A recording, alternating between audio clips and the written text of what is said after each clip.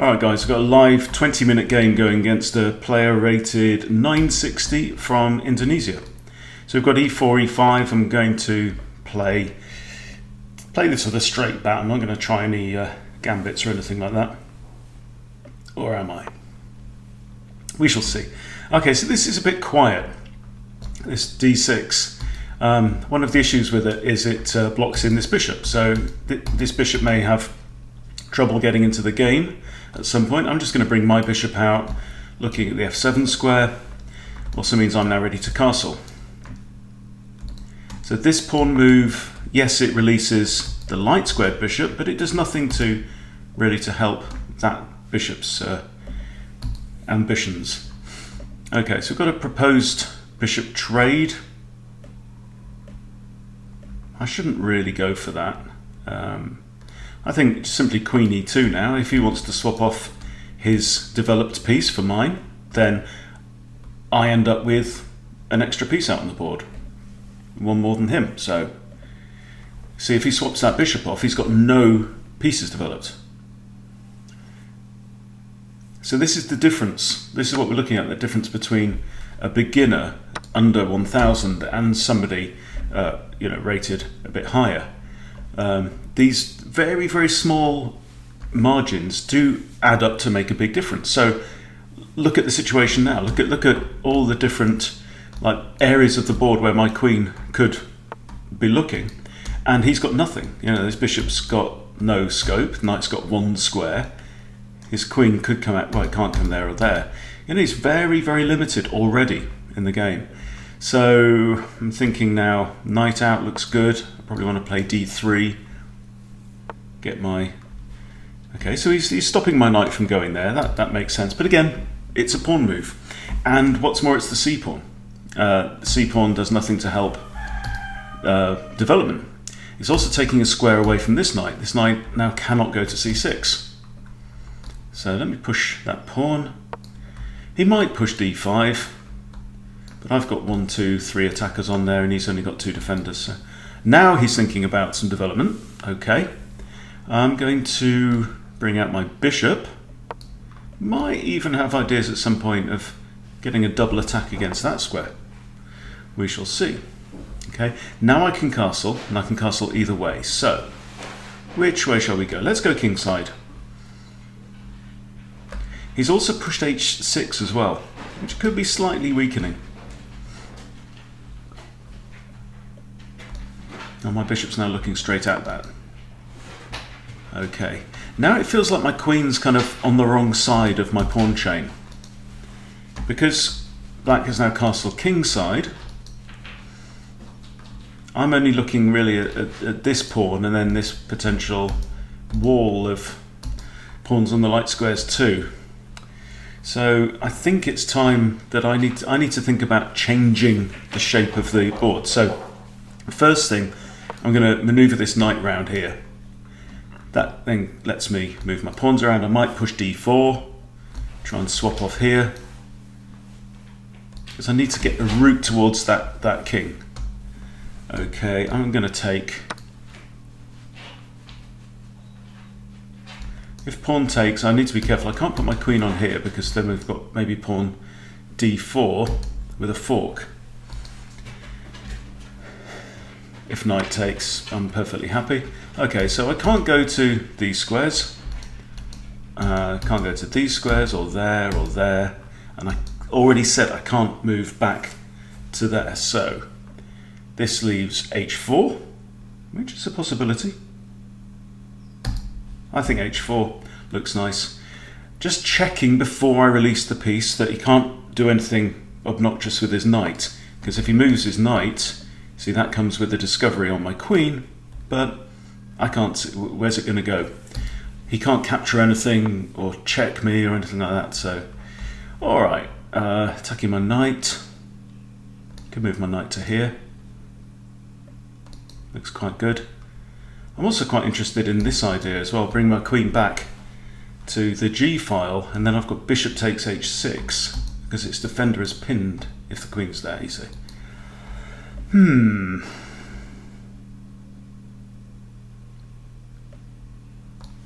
Right, let's play on the front foot. So knight to here looks useful.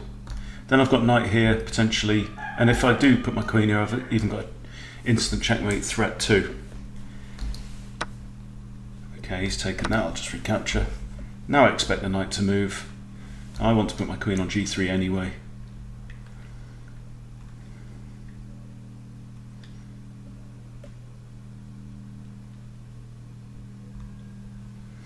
Queen on g3, and then I've got these two threats. Got knight f5, and bishop takes h6 for free.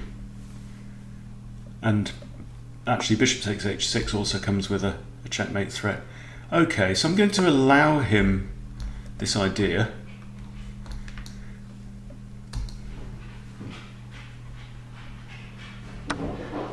I do have to recapture actually, because I can't allow him to take that knight and fork my king and queen, so I do have to retake there. But I've still got this threat now. Also this. Does he spot this one? Could push g5.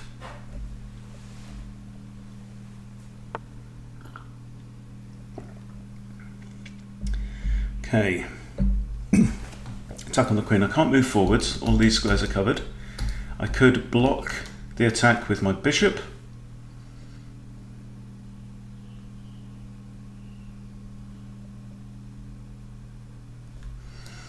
Or I can simply sidestep. Now I'm going to block with the bishop. I think my queen's in a really good spot there, and I'll keep it that way. I've got an isolated pawn on the d file, but so is black. So the game's actually materially very balanced now. The difference is that I'm slightly more further ahead in terms of attacking ideas, and that's because I developed quicker than my opponent. So I'm now able to get some ideas going on. What's he going to do? Is he going to swap off? I've still got this idea, you see, now as a backup as well. Okay, that's interesting. Two attackers on there. That's a really good move. Okay, so I can't take the bishop because knight takes queen. I go here. He takes my bishop. I put my knight there. That was a good move, and I didn't spot it. Didn't spot the threat.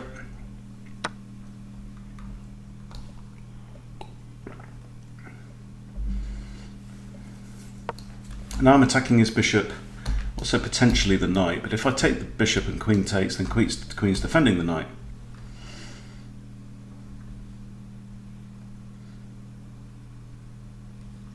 Also got knight takes h6 check, and the pawn again can't recapture.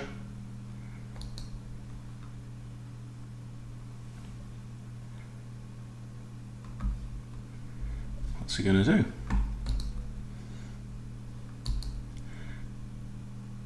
$960. He's playing a very solid game. Started out a bit flaky. Okay, so I still have this check now. There's only good point to that. So if I go check there, he's got 1, 2, 3 possible moves. I think it just makes sense just to, having said that, let's just drop. Could my knight actually get trapped there? Let's see. Could well get trapped.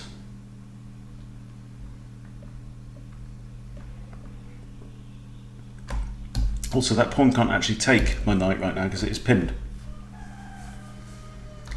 So I could think about attacking black's knight, and he might just take that pawn.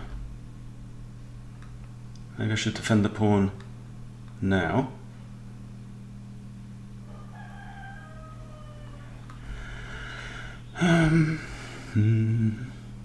No, I can take the pawn. When the king moves, I can move back here.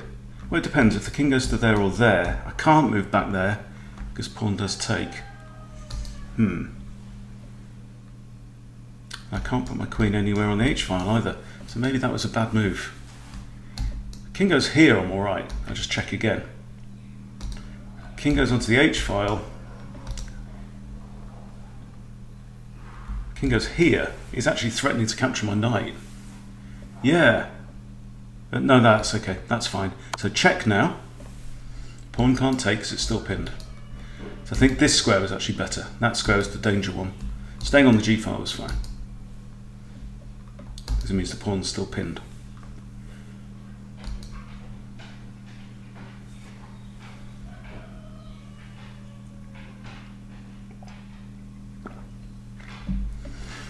If he moves his queen anywhere, I can grab the bishop and then maybe the knight.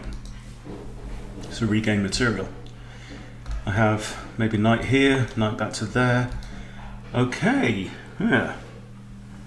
The king has retreated to g8. So it might be time now to push Ari up the board. Am I concerned about losing that pawn? Not massively. I think maybe h4, h5 is quite threatening now. I'm gonna take the game to my opponent now. Can't play knight there, queen takes. So I'm going to threaten the pinned piece. He might actually just push the pinned piece because it's developed. It's protected by the queen there. Okay, he's grabbed the pawn. But then if he pushes the pawn, I can take the bishop, queen takes, I grab the pawn with check, and I've still got this guy. And then maybe grab the knight as well. That could be good. So if g5, I'm going to take the bishop. Queen takes, I take pawn, check, win the knight. Excellent. And then we're back in business.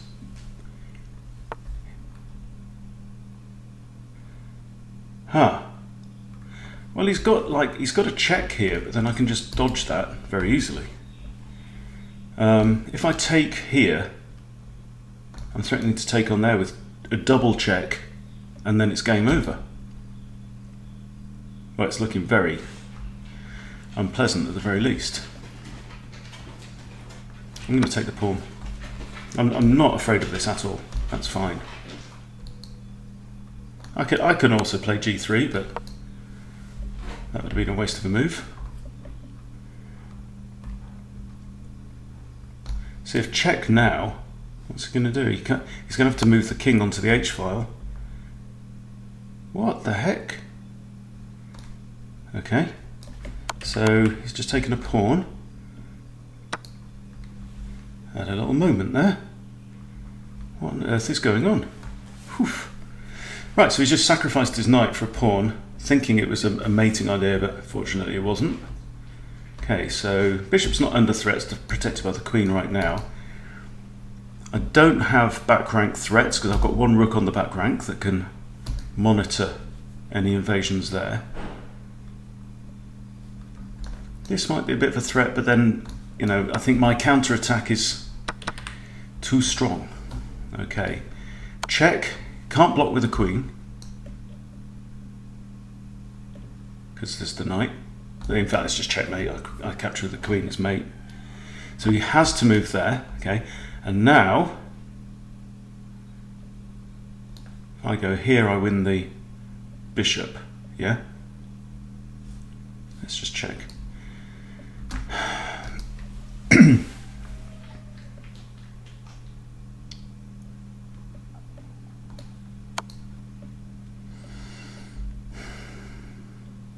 Material is actually equal right now.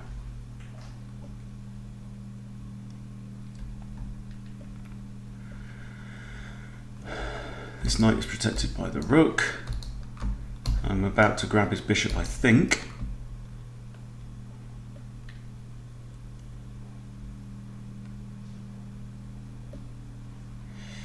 Well, this was a slightly hairy experience, wasn't it?